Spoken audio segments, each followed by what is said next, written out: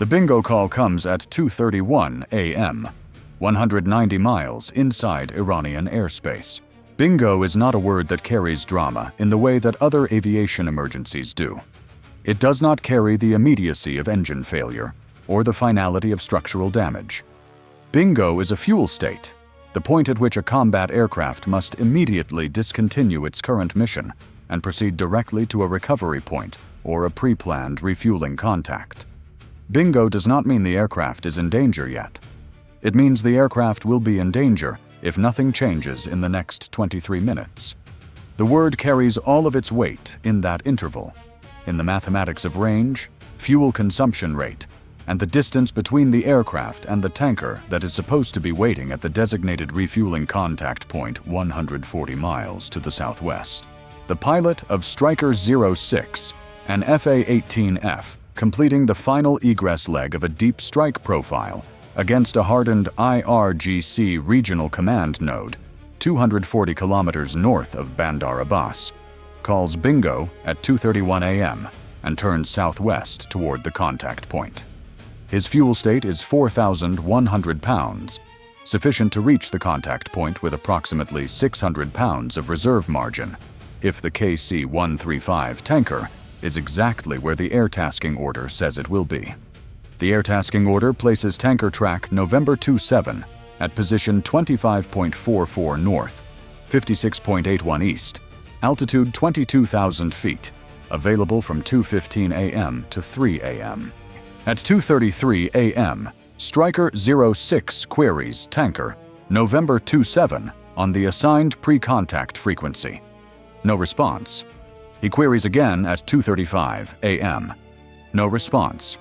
At 2:36 a.m., he queries the airborne command and control aircraft, an E-3G Sentry maintaining the tactical air picture from its orbit 80 miles west of the Iranian coast, for confirmation of the tanker's position. The AWACS controller pulls the air tasking order data and confirms tanker November 27 should be at 25.44 north, 56.81 east. The controller queries the tanker on the command net. The tanker responds immediately. It is not at 25.44 north, 56.81 east. It is at 25.14 north, 56.22 east, 41 nautical miles southwest of its tasked position, holding at altitude on a track geometry that makes it 59 nautical miles from where Stryker 06 is going. Stryker 06 is at 3,700 pounds of fuel when the AWACS controller transmits the actual tanker position at 2:37 a.m. At the aircraft's current fuel consumption rate, it has 18 minutes of flight time remaining. At 440 knots, it can cover 132 nautical miles in 18 minutes. The distance to the actual tanker position is 59 nautical miles. The math resolves with a margin of approximately 9 minutes and 600 pounds of fuel. Enough if everything else holds. But the margin that looked adequate 17 minutes ago, when the contact point data in the air tasking order placed the tanker 140 miles southwest of the ingress point, has been replaced by a margin built on a position that the pilot did not know and the tasking order did not reflect. The difference between 140 miles and 59 miles is not nothing. It is the distance between a planned recovery and an unplanned emergency, and the reason those two things are not the same is that an unplanned emergency does not allow for the fuel consumption buffer that a planned recovery builds in. Stryker 06 reaches the actual tanker position at 2:49 a.m. with 1,340 pounds of fuel remaining. The KC-135's boom operator connects at 2:50 a.m. At fuel consumption rates below 1,000 pounds per minute, 1,340 pounds represents approximately 80 seconds of powered flight at the aircraft's current flight regime, before the fuel state becomes a structural emergency. The boom contacts at 2:50 a.m. with 80 seconds to that threshold. The transfer begins. The pilot takes 4,000 pounds before clearing the boom. He does not tell his wingman about the 80 seconds. He will not put it in those terms in his post-mission debrief either, though the fuel log will carry the timestamp and the number, and anyone who reads both will understand exactly what 1,340 pounds at 2:49 a.m. means. He is the first. He is not the last. Over the next 47 minutes, 6 additional strike aircraft from the same wave, 4 FA-18Es from the day's heavy strike package, and 2 EA-18G electronic warfare aircraft that supported the deep strike penetration. Query tanker November 27 and tanker track Sierra 41 on the positions listed in the air tasking order and find empty sky. All 6 are redirected by the AWACS controller to the tanker's actual positions, which in every case are between 28 and 61 nautical miles from the air tasking order coordinates. All 6 reach their tankers with fuel states ranging from 1,100 to 2,400 pounds. None of them reach a true emergency, a state where engine flameout becomes an immediate rather than approximate risk. But 2 of the 6 approach that threshold, close enough that the post-mission fuel logs will require individual review by the Air Wing's safety officer before those aircraft are cleared for their next assigned sortie. By 3:20 a.m., the Air Wing commander has a complete picture of what happened to his strike aircraft during the egress phase. 7 aircraft queried tankers at positions the air tasking order specified and found those positions empty. 7 aircraft were redirected to actual positions that differed from tasked positions by margins ranging from 28 to 61 nautical miles. The actual positions were correct. The KC-135 crews were exactly where their own orders told them to be. The air tasking order that the strike aircraft were flying from had different coordinates for those tankers. The data in the strike aircraft mission planning system and the data in the tanker crew's mission orders did not agree, and the strike aircraft found empty sky because the strike aircraft were navigating to coordinates that the tankers were not assigned to occupy. This is not how air tasking order data works. The air tasking order is generated as a single authoritative document in the Combined Air Operations Center's mission planning system and distributed simultaneously to all participating units through a classified data chain. Strike aircraft and tanker aircraft receive the same document. They should have the same coordinates. The coordinates in the KC-135 crew's orders and the coordinates in the F/A-18 mission planning systems are different. That difference is not a system error. It is not a data transmission corruption. Transmission corruptions produce random bit errors that affect individual characters or fields in unpredictable ways. What the Air Wing commander is looking at 3:20 a.m. is a systematic, consistent positional offset applied specifically to the tanker track coordinates as they appear in the strike aircraft mission planning data. Offsets that range from 28 to 61 miles, all in a generally southwest direction, all preserving the internal consistency of the falsified data so that no single field within the coordinate entry appears anomalous on inspection. Someone changed the tanker coordinates in the strike aircraft mission planning data after the air tasking order was generated and before it was loaded into the aircraft mission systems. The change was targeted. It affected the tanker track positions and nothing else in the mission data. The strike targets, the ingress waypoints, the egress routing, the communications frequencies, the weapons data, all of it matches the authoritative tasking order exactly. Only the tanker tracks were moved. Whoever modified the data understood the mission planning architecture well enough to make a targeted change to one specific data category without disturbing the surrounding data in a way that would have been flagged by the pre-flight data integrity check that every aircrew runs before engine start. The investigation opens at 3:30 a.m. and within 4 hours has identified the modification pathway. The strike aircraft mission planning data for Wave 4 was compiled and distributed through the CAOC's Joint Air Operations Planning System at Al Udeid at 6 p.m. the previous evening, 9 hours before the strike. The data package was transmitted through a classified network to the carrier's mission planning cell, where it was loaded into the aircraft planning systems by the Air Wing's mission planning officers between 7:30 p.m. and 9:15 p.m. The transmission chain between the CAOC and the carrier has 3 nodes: the originating CAOC server, a relay node at Naval Support Activity Bahrain, and the carrier's receiving system. The authoritative tasking order's tanker track coordinates are correct at the CAOC origination point. A hash comparison between the transmitted package and the stored original confirms the data left Al Udaid intact. The data package arrives at the Bahrain relay node intact. The data package that arrives at the carrier's receiving system has different tanker coordinates. The modification was made at the Bahrain relay node. Specifically, it was made during the 11-minute transit window in which the data package resided in the relay node's processing buffer between receipt from Al Udaid and retransmission to the carrier. The relay node is a classified network infrastructure component managed by a 2-person network operations team assigned to Naval Support Activity Bahrain's communications department. The node's processing buffer is accessible only to the 2 assigned operators and to 2 system administrators who hold elevated credentials for the relay infrastructure.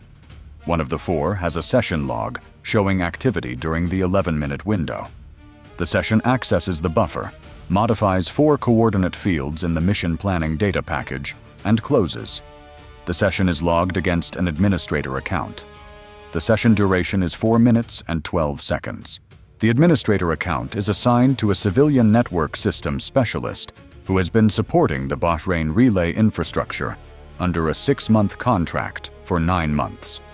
3 months beyond his original contracted period, extended through a standard administrative renewal that was processed without a new background investigation, because the renewal did not trigger the threshold that requires one. His original background investigation was conducted 14 months ago. In the 14 months since, his financial profile has changed. The same pattern of supplemental income routed through a non-domestic financial intermediary that has appeared in 4 previous counterintelligence cases in this operational period. Total received $51,000 across 9 transactions over 7 months. The payments began 2 months after his initial contract start. He was identified as a potential asset before his clearance was granted. His clearance vetting did not find what his handlers already knew. He is placed under physical surveillance at 7:15 a.m., 4 hours into the investigation, while the NCIS case team is still building the financial forensics. At 9:44 a.m., the surveillance team observes him making a phone call from a personal device, a device that should not be in his possession in a facility with the base's electronic device policy. The call lasts 2 minutes and 14 seconds. The recipient number is a prepaid SIM registered in Bahrain. The call content is not captured by the surveillance team's audio collection because the distance and ambient noise level at the observation position do not produce usable audio. The fact of the call, the device, and the number are logged and transmitted to the investigation team at 9:46 a.m. At 10:02 a.m., the investigation team makes the operational decision that the surveillance team's findings, combined with the session log evidence and the financial forensics, constitute sufficient grounds for immediate custody. The alternative, continued surveillance in hope of identifying the prepaid SIM's downstream recipients, carries a risk that the specialist will attempt to leave the facility or the country before the evidence chain is complete. He is taken into custody at 10:09 a.m. by 2 NCIS agents at the entrance to the base communications building.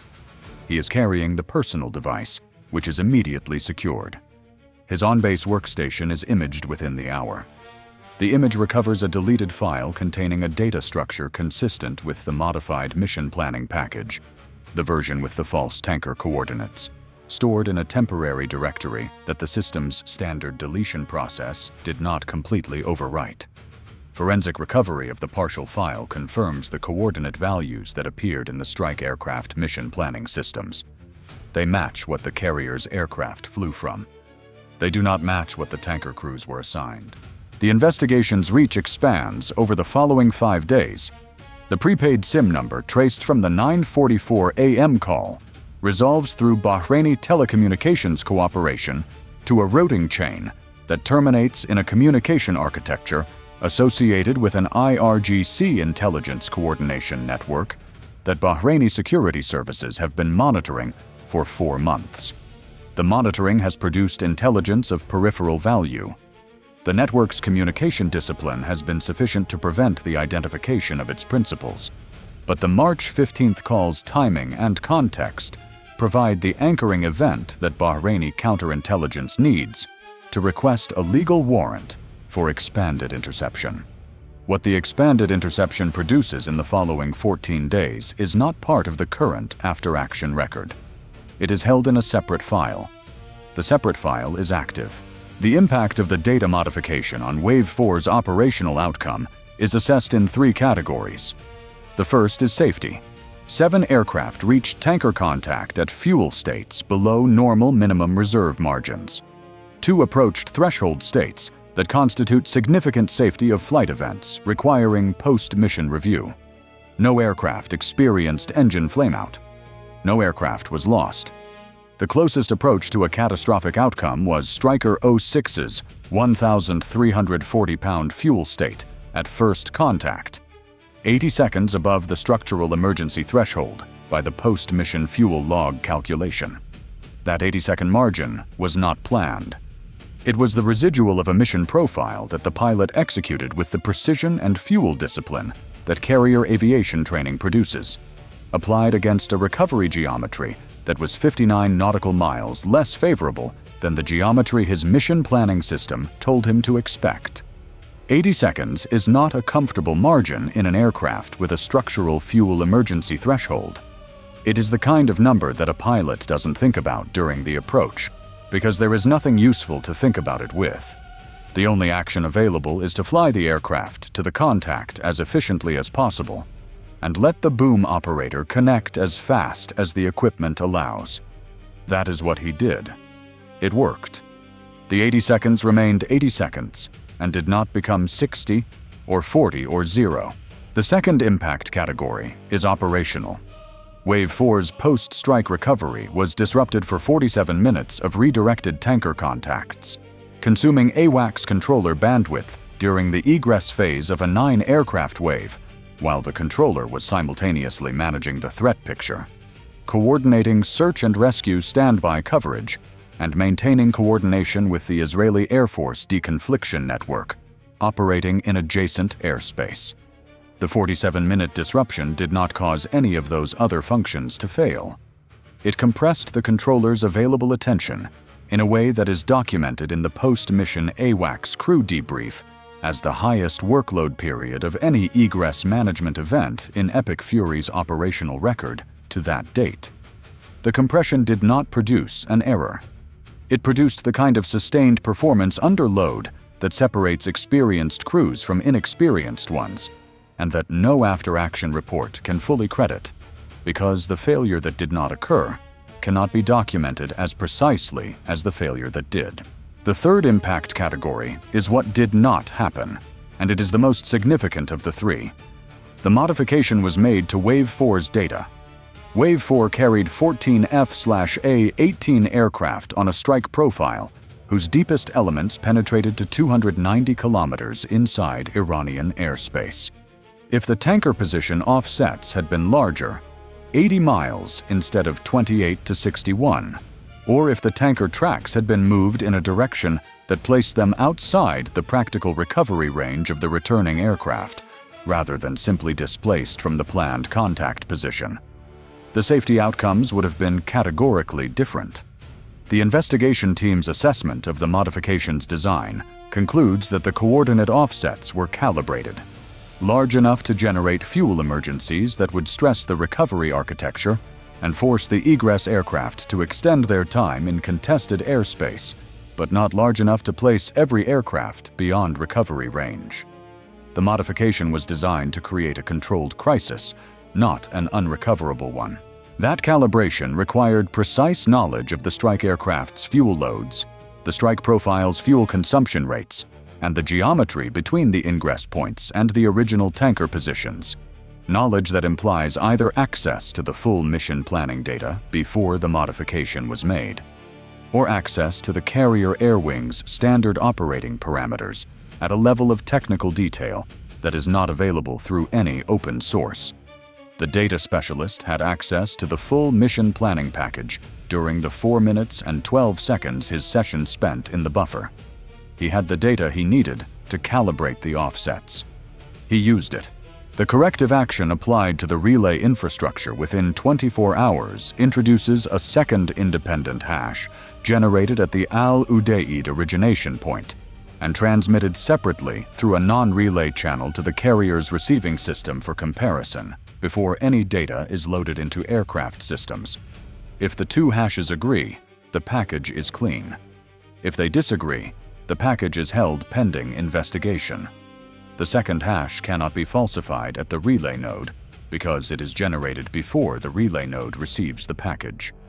The gap that allowed 4 minutes and 12 seconds to change 4 coordinate fields while the hash system confirmed nothing had changed no longer exists after March 16th. It existed for the entire preceding period of Epic Fury's operations. During that period, the relay node handled 23 mission planning data transmissions for 23 wave packages. 22 arrived unchanged. 1 did not. The investigation cannot determine when the decision was made to modify Wave 4's package rather than an earlier one. It can determine that the modification was calibrated, that the calibration required mission-specific data available in the buffer for 4 minutes, and that 4 minutes was enough. The classified after-action documentation records the following. 7 aircraft reached tanker contact below normal fuel reserve minimums. 1 aircraft contacted the boom with 1,340 pounds of fuel remaining. 80 seconds above the structural emergency threshold by the post-mission fuel log calculation. 47 minutes of redirected contacts consuming AWACS bandwidth during the wave egress. 1 data modification in a 4-minute and 12-second session at the Bahrain relay node, affecting 4 coordinate fields in the mission planning package. Offsets ranging from 28 to 61 nautical miles, all southwest, all preserving internal data consistency to defeat pre-flight integrity checking. 1 civilian network specialist taken into custody at 10:09 a.m. 1 personal device recovered with a call log showing a 2-minute and 14-second transmission to a prepaid SIM at 9:44 a.m. 1 deleted file recovered from the workstation image confirming the modified coordinate values. $51,000 in documented payments across 9 transactions over 7 months. 1 relay node session. 4 minutes and 12 seconds. 4 coordinate fields. The air tasking order is the backbone of a coordinated strike campaign. Every aircraft in a wave flies from it, navigates by it, and recovers to tankers whose positions it specifies. An air tasking order that is correct when it leaves the planning cell and wrong when it arrives at the aircraft is not a planning failure and not a communications failure.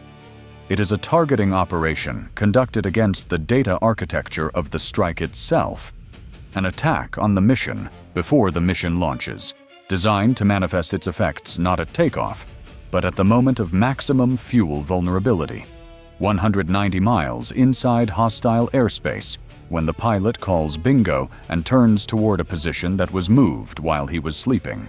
The tanker was 59 miles from where the air tasking order said it would be. The margin between what happened and what could have happened is measured in the same units as the distance between those 2 positions. 59 miles. In the operational calculus of a returning strike aircraft at bingo fuel, that distance is not geography. It is everything.